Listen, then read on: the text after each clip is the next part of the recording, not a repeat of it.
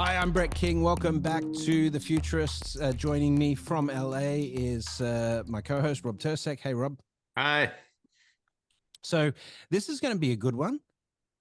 This is going to be fun. You know, we're going to have 4 futurists on the show. Have we ever done 4? Well, we've done live streams with 4, but we haven't done a show with 4. Yeah. Oh, we haven't. Good. Maybe a couple, but this is great. So joining us all the way from Old Blighty is, well, not really, because you guys are across the kingdom, but we have the London Futurists. So I'm sure if you know the Futurist podcast space, these guys have been around for a long time. And the hosts of the show are David Wood and Calum Chace. David and Calum, welcome to the Futurists. It's a pleasure to have you here. Glad to be with you. We're honored to join you guys. Thanks for joining us today. Where are you joining us from? I'm just outside London. Okay. A short walk from the River Thames. Good. And I'm in the south of Spain, looking out the window at Gibraltar and Morocco. All right. So the other part of the UK. That other bit The of the holiday UK, part. yeah. Yeah. Exactly. And what's the prospect for the future?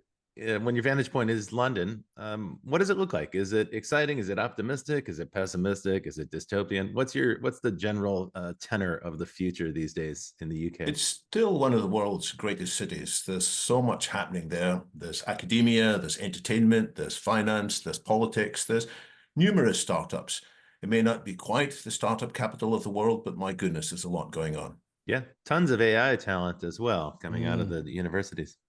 I was also tons of AI talent. It's had the bloom brushed off it by Brexit, of course, and so Yes. London is now perhaps has lost its crown to New York as being the capital of the world, but it's still a great place. And the good news is that we're getting rid of the criminals and clowns who've done so much damage over the last decade.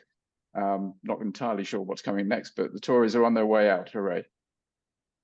Well, Farage has stuck his head up again, so that is not encouraging for me. But anyway, no, he's not great, but he's certainly not going to be in government next.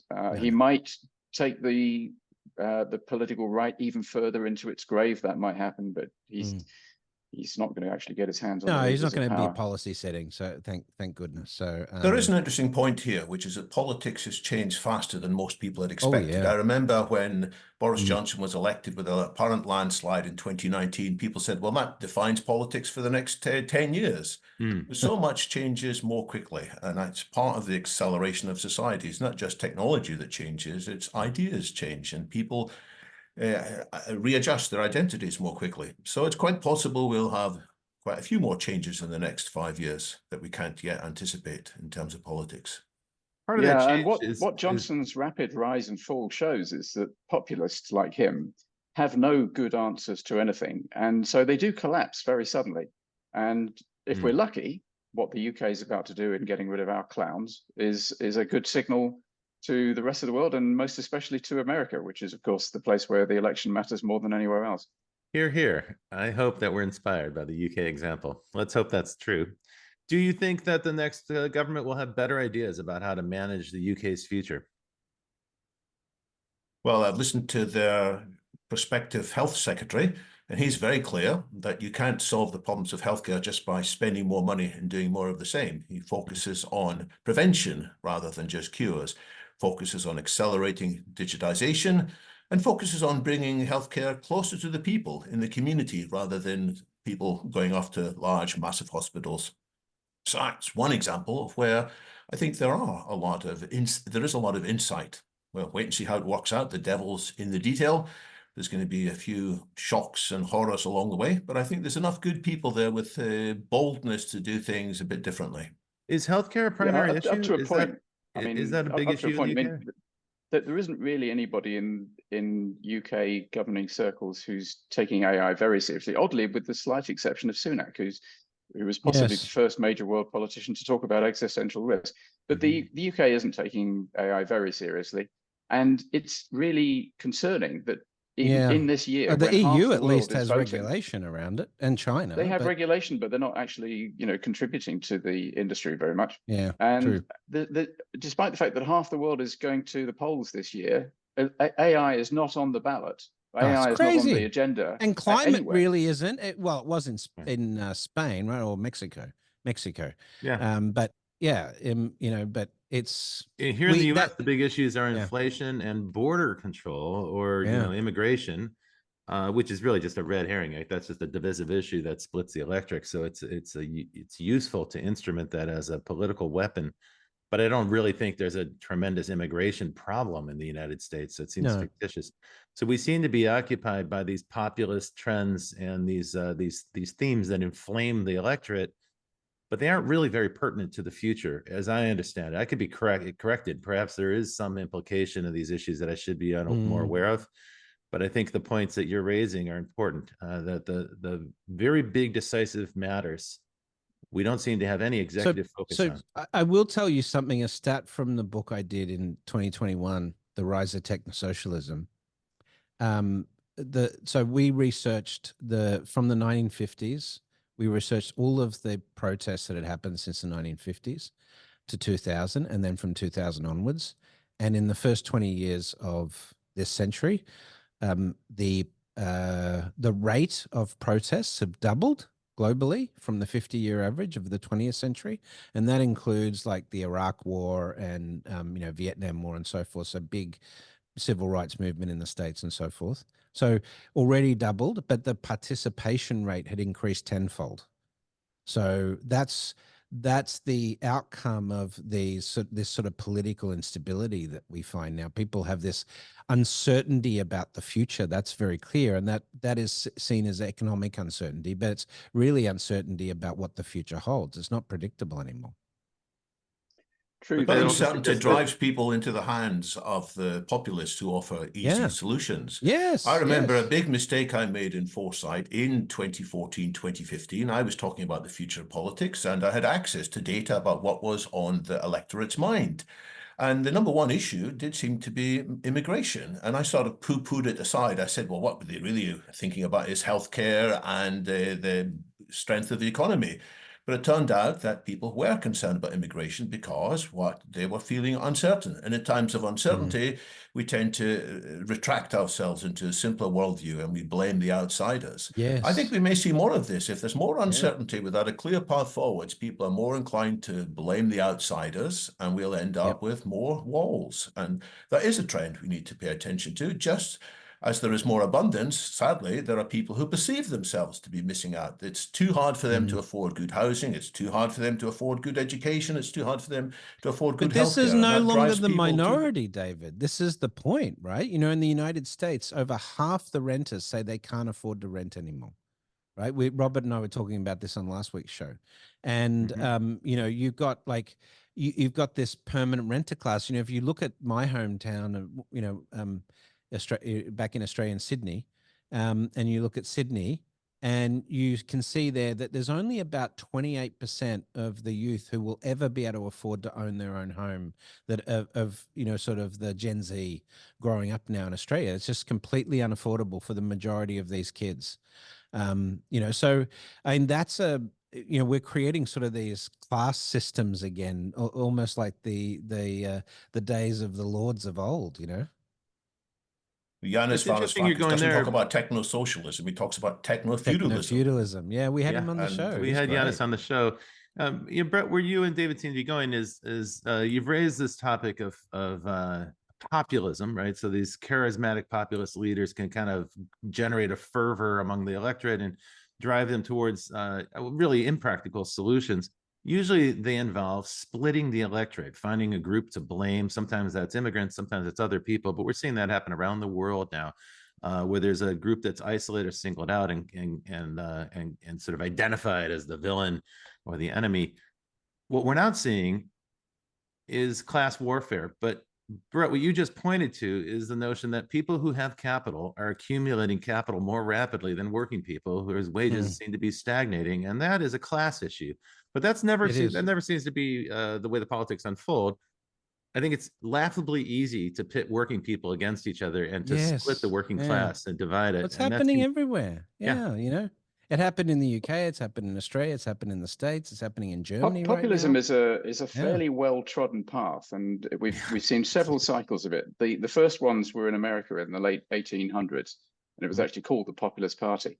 And the theme is always the same. The theme is a metropolitan elite has stolen the birthright from the majority of the population, and I, the populist, and please ignore the fact that I am from a metropolitan elite myself, I, the populist, will defeat the metropolitan elite, I will crush them, I will drain the swamp, and I will give you back your birthright. And of course, it doesn't work, it fails. And so populists always flame out in one of two ways. They either flame out like Joe McCarthy by becoming utterly ridiculed and disgraced and disappearing into the sunset, and he died a couple of years after his height as a heroin addict, actually. Or they flame out in war because they gain power, and because their solutions don't work, they have to find an even bigger enemy to blame, and so they have to have a war. And Putin's having his now.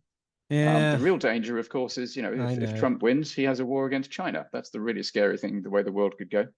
Well, hopefully, it's also, as I say, in the British elections, maybe we're showing ours the door, and we will help other countries to do the same. I mean, Germany's got the right-wing party a big chance of getting in there. In the German election. Alternative für Deutschland is scary. This is Trump no one expected fascists to be back in Germany. And Trump's not out of contention. He's still the leading Republican candidate. And we don't. He's got really the whole know party how lined up behind him. Okay, let's see. Well, somehow we've ended up on politics. What I wanted to talk about was the way we first crossed paths, David, a long time ago in the mid 2000s when you were running Symbian. And for the folks who are listening who aren't familiar with Symbian, that was the operating system. It was the first open source operating system for mobile devices, and it really paved the way to the modern smartphones that we have today.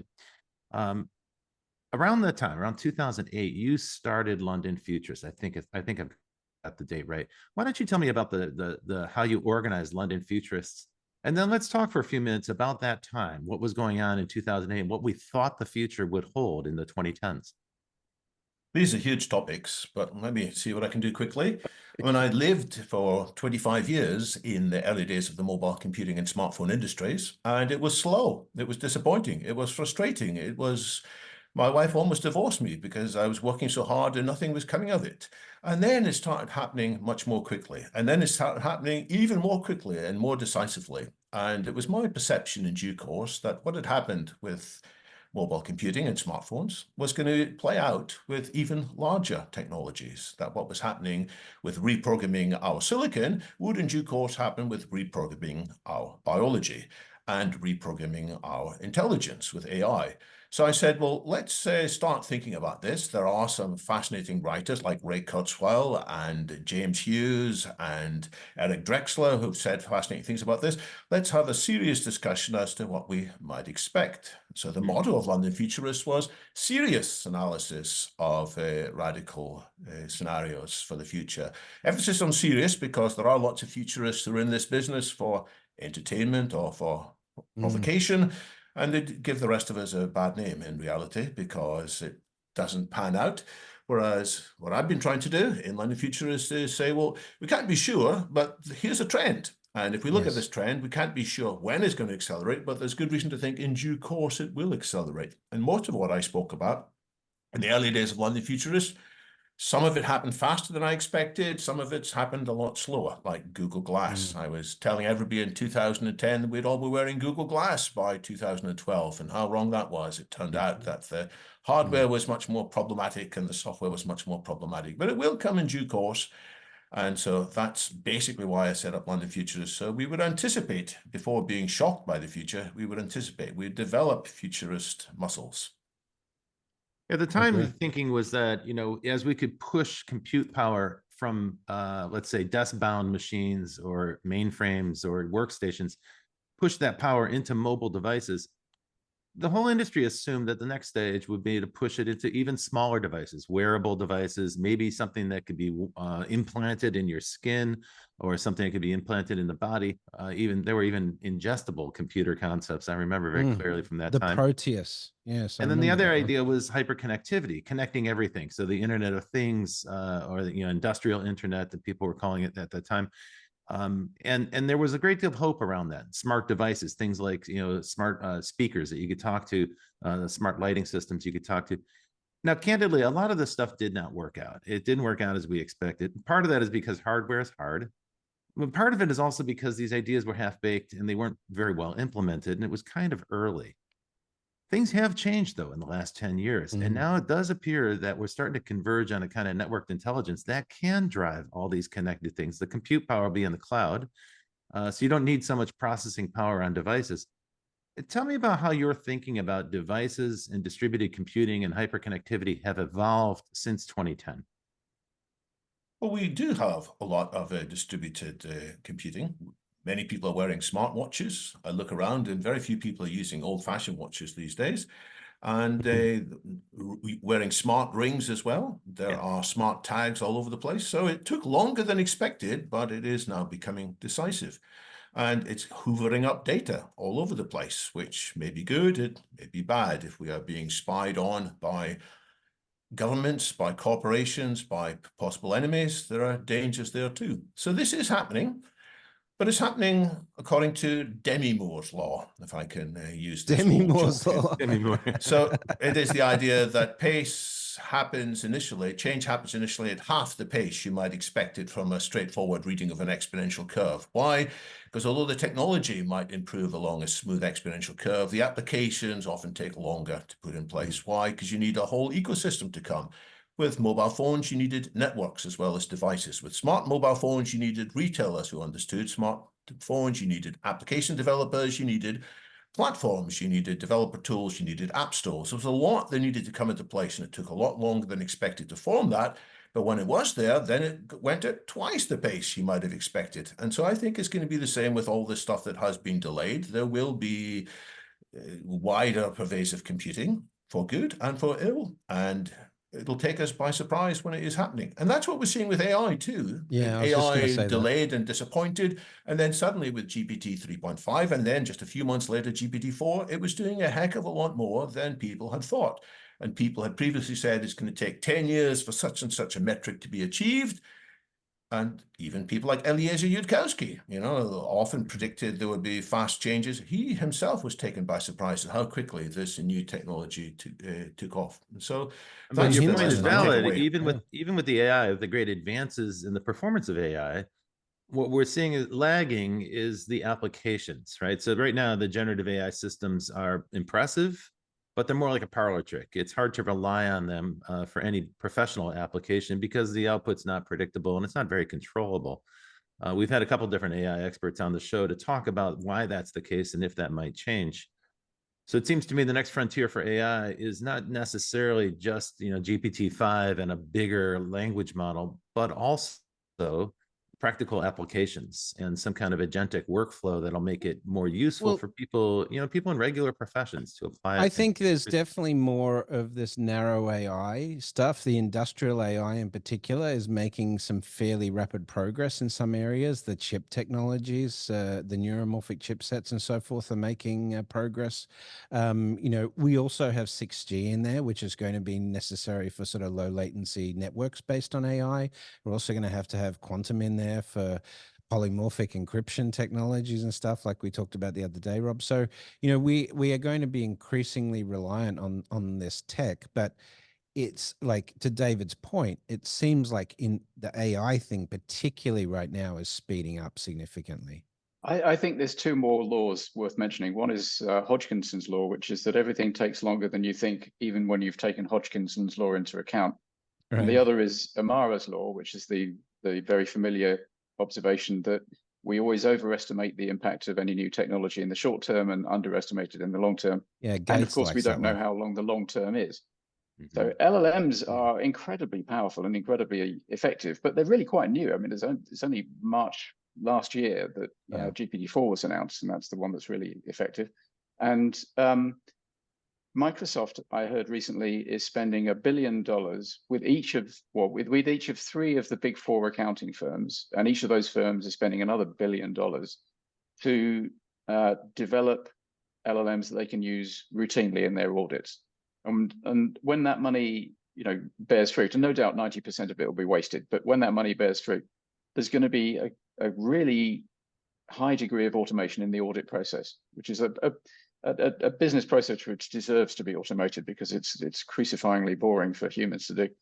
And I think we are going to see in the next couple of years, I think we are going to see LLMs deployed widely and very effectively in industry, which didn't happen with the previous GANs, yeah, generation of deep learning, because you needed generative such adversarials. smart AI wranglers to deal with the algorithms, along with the massive amount of data and the massive amount of compute. I think LLMs is the thing that's really going to get proper AI deployed in industry on a wide scale basis. There's certainly enough investment going into it, you know. Certainly enough. Yeah. I guess the point there is there's a shift to practical application that's happening. We can see that happening right now. This is 2024, so it's not the distant future. That's unfolding right in front of us. Surely more powerful models will make that'll happen faster at a larger scale. One of the things, David, that I noticed that's changed since we first met in the 2000s is the scale of technology. And I don't just mean the size of the tech companies, though that's certainly a factor. You probably remember Chris Gent when he was at Vodafone. He laughed at AOL and said, "Does he realize how small AOL is?" And that was when AOL was the dominant internet company, around 2000, I think. And at the time, his point was that Vodafone had global reach, et cetera, and they were going to be the dominant player. Today, I don't think anyone could take that statement seriously about any telecom operator in the world. They've become almost irrelevant infrastructure. There's certainly not a decisive factor in anyone's planning, including for wireless now, where people are launching their own private 5G networks and LoRa networks and so forth. They don't really need to rely on telecoms anymore. And we've now got the constellations, the satellite constellation systems, which that's are right. There's ways to work around telecom. Yeah. So now the new set of gatekeepers are these absolutely massive companies that can afford to deploy tens of billions of dollars. We're hearing about these absolutely extraordinarily large data centers that are being proposed, $100 billion data centers for massive amounts of concentrated compute. So one of the things that's interesting about that is scale still matters. And it does appear that we've reached a point where technology companies are not just too big to fail; they're too big to govern or too big to manage. They're almost sovereign entities unto themselves. Most of the tech companies have market capitalization that exceeds the GDP of most countries on the planet. Okay, so we're going to need to head to a break now, and so folks who are listening, we have the London Futurists on this version of the Futurists, and we'd be very happy to continue the conversation after a short word. Hang tight, we'll be right back.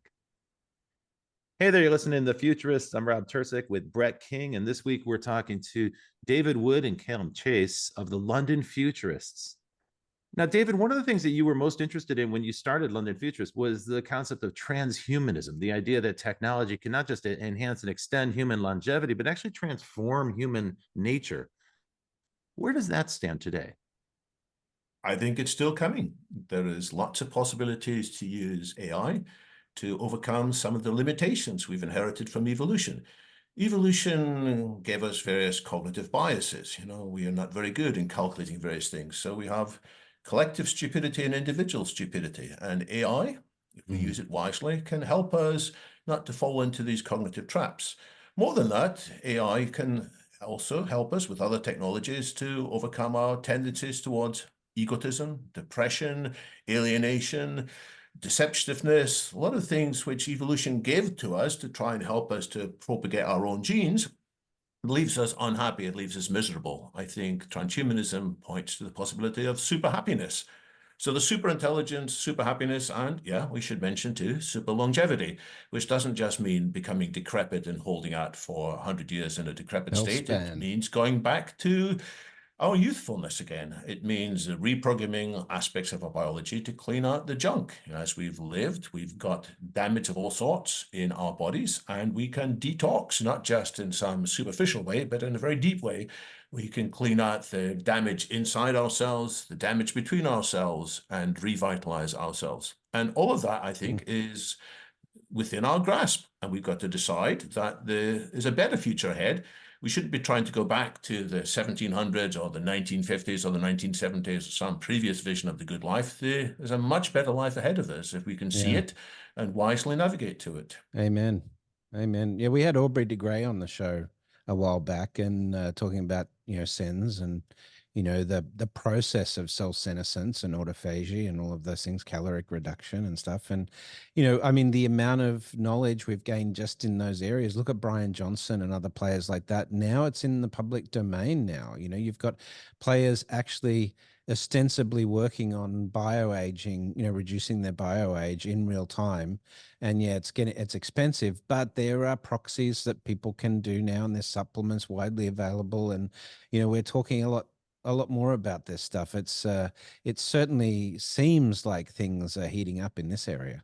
I think it's still really a minority sport, though. People who take the idea of radical longevity seriously. I live with, people of my own age, and the great majority of them have absolutely no interest in extending their lifespan. I find that terribly sad, but it's true. I'm sure America's a little less benighted, particularly say in California, but I think all around the world, very few people are taking the idea of much greater longevity seriously. But of course, that will change very quickly when somebody demonstrates it's definitely possible. Yes. And you mentioned Aubrey de Grey. He, of course, has got this very important experiment happening at the moment, the Robust Mouse Rejuvenation Project, where he's trying to make middle-aged mice, he's trying to double their lifespan. And mice are very different biologically from humans, but they're a model that is used often. And it may well be that experiment or some other experiment happening soon will appear on the Oprah Winfrey Show or something similar. And suddenly a large part of the world will wake up and say, hang on a minute, you mean it really is possible that in a few years, we might be able to stop my mum and dad dying, my grandparents dying? That may create an incredible change in the culture. I suspect it will be opposed by a lot of people because they'll say, this is a toy for rich people, and religious people will probably oppose it on principle. So I think there's going to be a lot of fear, confusion, and befuddlement. But I think we may be heading towards some really interesting changes.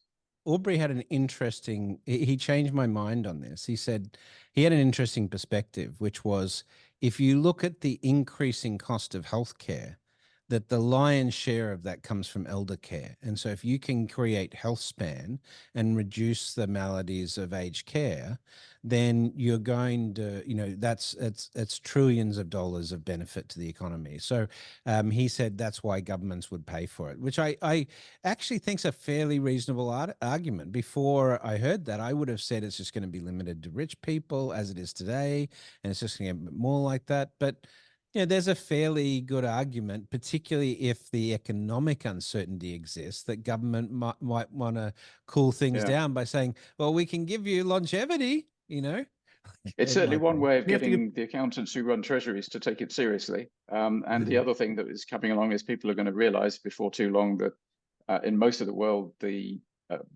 birth rate is below the natural rate of replacement. So we need older people to keep alive and healthy longer and working longer, so that we haven't got this shrinking group of young people who are paying for us oldies. But the notion of living longer implies that there's something to live for. And we talked a moment ago about populism and this sort of spreading feeling of fear about the future and despair. Thanks for being a downer on a really upbeat conversation. No, I mean, this is where we're at right now. Like, we have these elections coming up. I mean, you can joke about it, of course, but no, you're right though. No, it's Pollyanna, I think, to say, it's going to be a lot of everything's going to be great, everyone's going to live forever. That. The reality is, I think the reason Calum just pointed out, it's hard for people to grasp the notion of extending lifespan when life is quite hard, right? When people are not figuring out how they can actually manage to pay for the rent this month, it's a little bit difficult to get them to raise their eyes to the horizon. So that's one of the reasons why transhumanism has been viewed as a rich man's sport, because they're the only people that can afford the luxury of thinking about the long term. The point there is simple. If you think government's going to come in and rescue us and extend lifespans, you have to get government in alignment with incentives for people to care about the future and have a stake in the future. What I'm seeing is the opposite right now. These populist movements, they don't care about the future. There's a huge segment of the U.S. electorate that is like, burn the whole thing down, trash the machinery of government. I don't love this. I'm not endorsing it, so don't kill the messenger here, Brett. The point I'm making is simple, that quite a few people feel disaffected You're not wrong. Maybe alienated. I mean, these things go in cycles. We don't want to get back into politics full time, but these things do go in cycles, and the populists do flame out one way or another.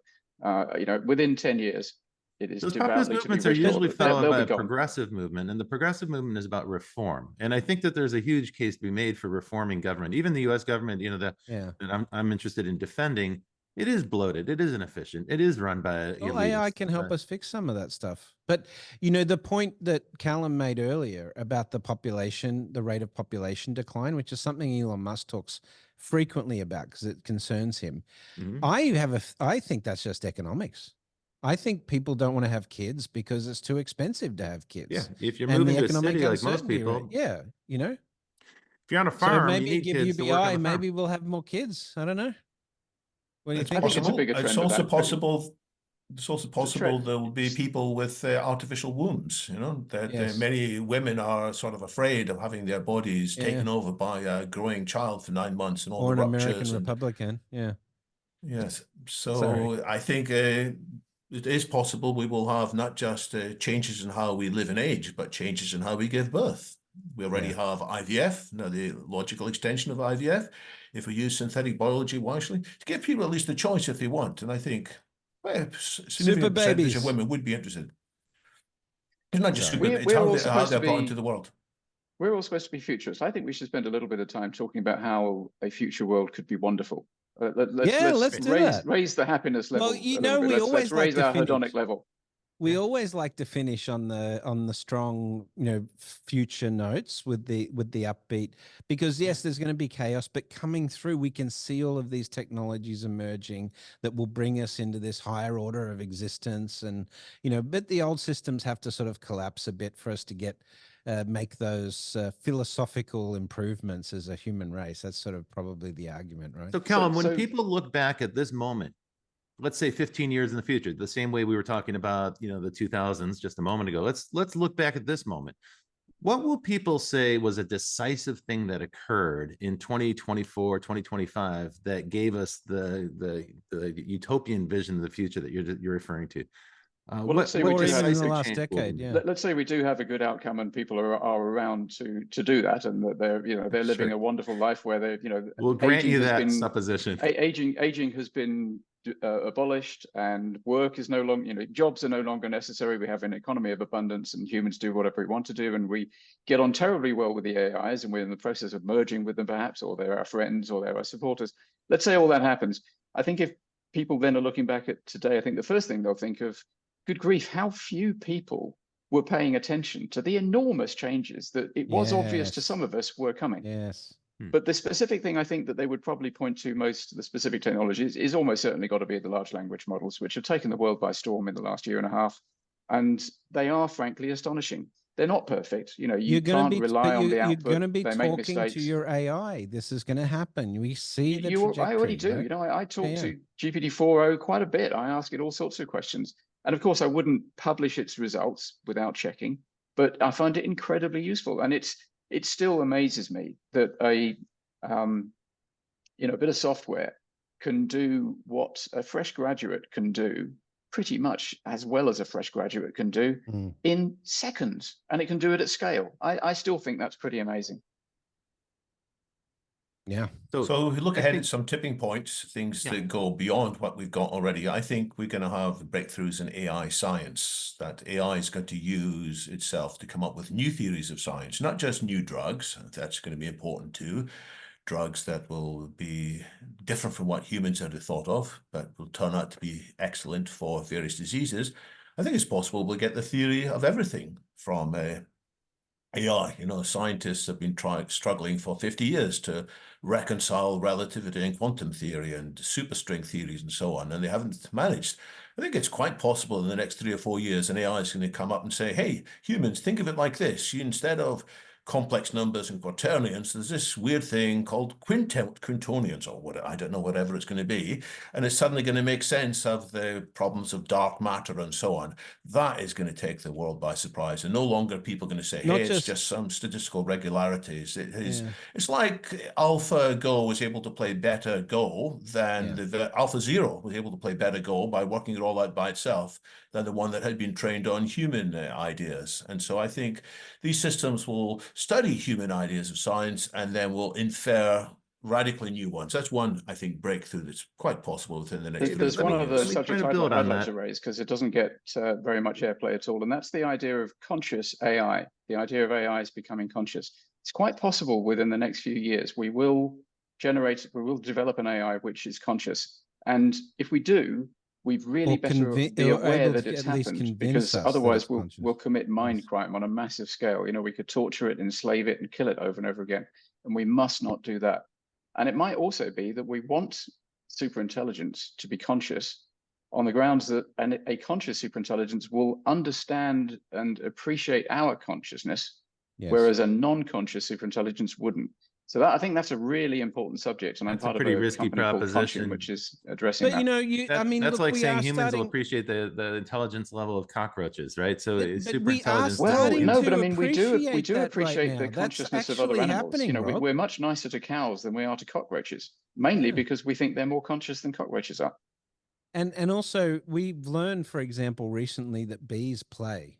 Right, you know, and things like this. So we can see evidence, like we can see evidence of consciousness in plants now, like in the mycelial network and things like this. It's really, this is, I think, one of the things that AI is going to make us grapple with, is that consciousness is on a spectrum. And what happens when we're down on the spectrum from we're going to have to negotiate then with these that's a really interesting thought, that we may create machines which are more conscious than us, and what happens then? That's certainly an implication of what you're describing. So let me go out on a limb here. I want to build on what both of you have said and see if I can offer a turning point. One of the things I think artificial intelligence and possibly super intelligence can help us achieve is an optimal distribution of resources. And I'd argue that all of the problems that we're experiencing today come from a suboptimal distribution. Namely, a lot of the world's resources go to individuals we call billionaires. And this is one of the stupidest ways to divide resources ever devised by human beings. And we don't seem to be able to solve that problem on our own.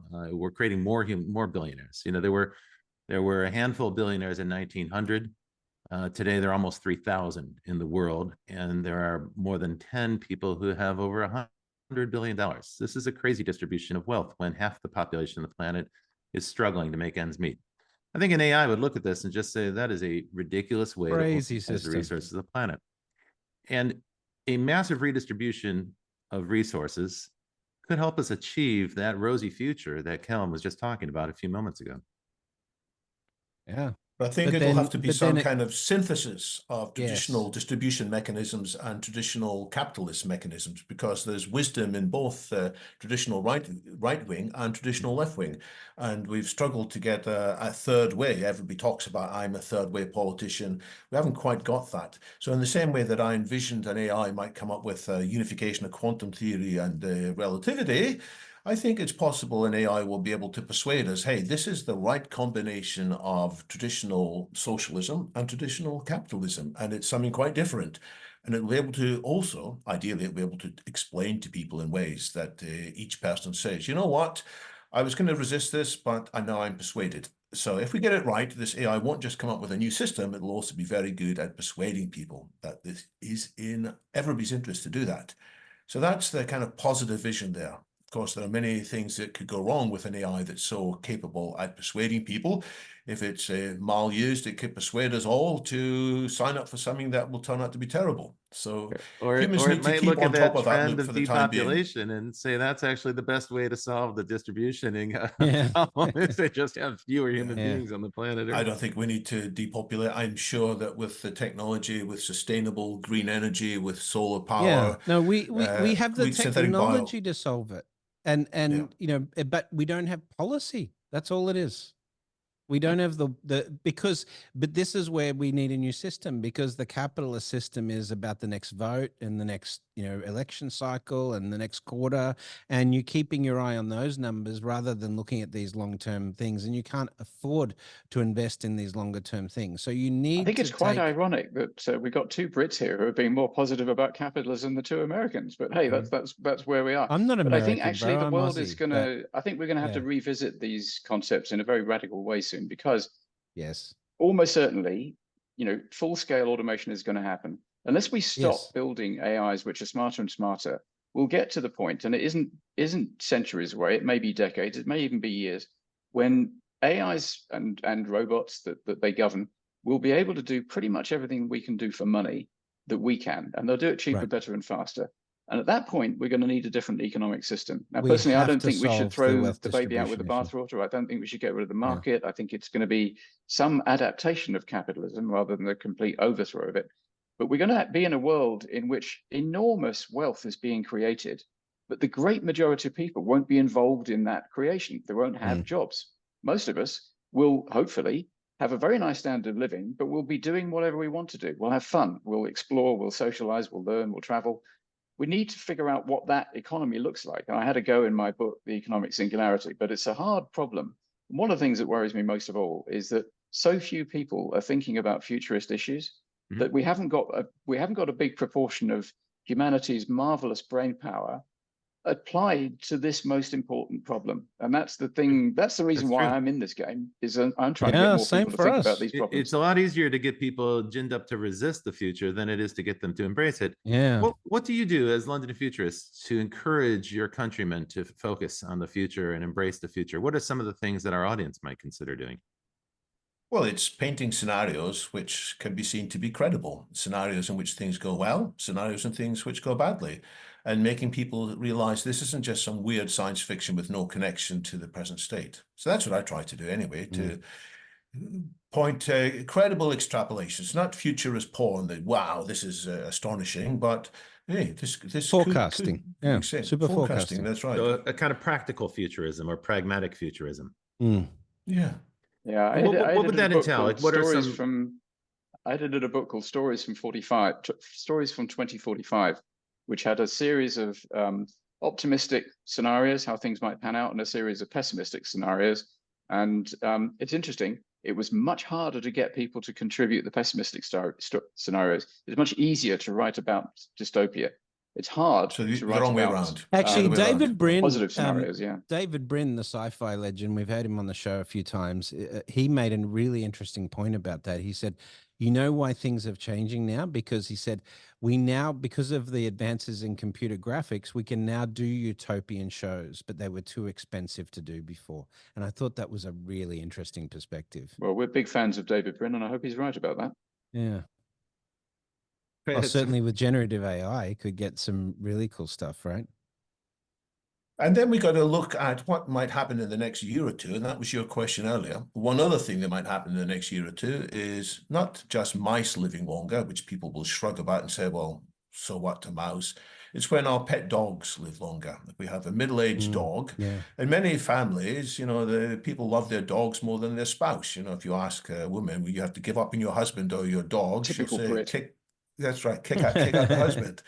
And if the possibility is that the dog, which is going downhill, can have these treatments, rapamycin and lots of other stuff to make its tail bound and chase around, when they see that for the dogs, it will suddenly help them to realize it could happen for humans too. And that's not necessarily so far away. With the right funding, the mice rejuvenation projects could lead into dog rejuvenation projects and then possibly into simian rejuvenation projects when we look at some relatively short-lived primates. And that's going to build up. And so it's when people can see a plausible step-by-step, and they can already see the first couple of steps have happened, that's what's going to make them cast aside their distractions and say, let's put more attention on this. Private money, public money, whatever. It's dogs rather than mice that are going to get that Oprah Winfrey show off the rails. That's a good idea. Perhaps, but we need the mice first. You guys know Robert used to work on the Oprah for Oprah, don't you? Did you? He had a digital for Oprah. That's true. That's true. But apart from popular media, how else do you think we're going to educate the population? And how do you think we get these ideas to percolate through society? Do you have thoughts about changing education? Do you think weirdly I think it's your AI. I think it's your AI is going to be talking to you. You'll do a search and your AI will say, well, actually, Okay, so let's probe a little deeper on that. Do you think that's going to displace higher education? Do you think people will have this sort of personal, tutor, like the Diamond Age, right? The Neil Stephenson. Eventually. I don't think, I think it's going to be, like the education system's even slower to change than other industries. Yeah, that's We've my talked point about that on the show. Yeah, that's my point. It's very slow. But, I think it will be the wealthy class will be early adopters of this, and then people will aspire to have their kids trained by an AI, and I think that's how it will happen probably. And it'll turn probably out that happen the AI initially tutor, slower than we think, and then eventually faster than we think. Yeah, exactly. And education is a slow learner, but it'll get there. And I do like Has the to. idea. I really love the idea that we will all eventually have Aristotle as our tutor, like Alexander the Great did. So we'll all be Alexander the Great. And when that happens, kids are going to be so much better educated than we are. It's going to be an amazing time. Yeah, exactly. And earlier, Calum, you mentioned that in Europe there's a sort of a dearth of innovation, and we get that here. What we hear from European ministers when we talk to them is they say, well, the Americans get the innovation and we get the unemployment because we have the regulation. So there's been this kind of like, focus on managing this process of the future and managing technology. That's actually a bit of a myth. It isn't regulation that's slowing down innovation in Europe. The problem for Europe is that we've got 30 odd countries. We all speak different languages. We have different regulations in each country, and we don't have a single market. There's been a lot of progress towards it, but we're still a long way off it. And that's what makes a big difference. If you do a startup in Alabama, you can sell in New York tomorrow. If you try doing a startup in Trieste, you cannot sell in Paris tomorrow. You've got to go through a whole learning curve, and it's a nightmare. Tell you what, that's the main reason. The direction I was heading there was to talk about open source AI, and it turns out that France is the hotbed of that with Hugging Face and Mistral. So in fact, there is a kind of concentration of talent, but it's not this, it's not the Silicon Valley crowd. Oh, there's great talent. There's no shortage of talent in Europe. It's the ability to grow scale companies. That's the problem. And open source is a wild card for all the scenarios we've been talking about on the show, because open source is not the domain of the super wealthy or the tech elite. It's something that could be available to just about anyone who's got some chops. And we're getting open source models now that can run on a smartphone, to bring it all the way back to what David and I were talking about at the beginning of the show. That is the democratization of technology. That's the notion that everyone can have an LLM in their pocket, on a supercomputer in their pocket that's connected to the network. That could be a decisive shift in control. And actually, I think that's the path towards getting to that personal AI tutor, agency. the diamond age scenario, where you've got some ultra smart intelligence that's growing with you. It's conversational. It handles tasks for you. That's how it'll start. It'll be a digital assistant, and then we'll just grow more comfortable with talking about it. It will understand our needs better as it gets more advances and more hooks into different systems. I mean, it's not hard to predict, I think, or forecast. Sorry, David. But then the $64 billion question, or $64 trillion question, is who creates and controls and designs that AI? Because if it's serving the needs of a corporation, even though it appears to be decentralized, it could still lead us in a very bad way. So it's a case that's the point I'm trying to make, is democratic control over this open source. On Hugging Face right now, there are 500,000 open source models. Would you rather have Donald Trump in control or Sam Altman? No, but you're framing it. I don't think that's the right way to frame it. It's not about a politician versus a tech bro. The point is that there are 500,000 open source models today on Hugging Face, and I think it's important for our listeners to understand that this posits an alternative to that scenario of the tech crowd in Silicon Valley facing off against the the Chinese government in some dark scenario of the future, struggling to control AI. There is a third scenario, which is massively distributed intelligence in the hands of anyone who's got the skill set, not controlled by a single entity, but available to anyone. The true democratization. And think about the ability to innovate with that capability, right? And suddenly you don't have the market constraints and so forth. And if you've got UBI in place, then we already have seen in UBI trials that people are far more willing to start their own business on UBI than in the traditional economy. So I think unquestionably in the next few years there's going to be some incredible businesses and some incredible products and services created by young people and indeed older people using open source models. But the cutting edge of large language models, and that is the name of the game in AI at the moment, require staggering resources beyond even most countries, never mind companies. So it is probably going to be Google, Microsoft, OpenAI, Amazon, and maybe Apple, who are going to develop the cutting edge products for a while. But then, of course, we may have another paradigm. We may get, Brett, you mentioned neuromorphic computing, which has been around for a long time and nobody's ever done it at scale. But actually, a company I'm involved in is looking at trying to do that at scale.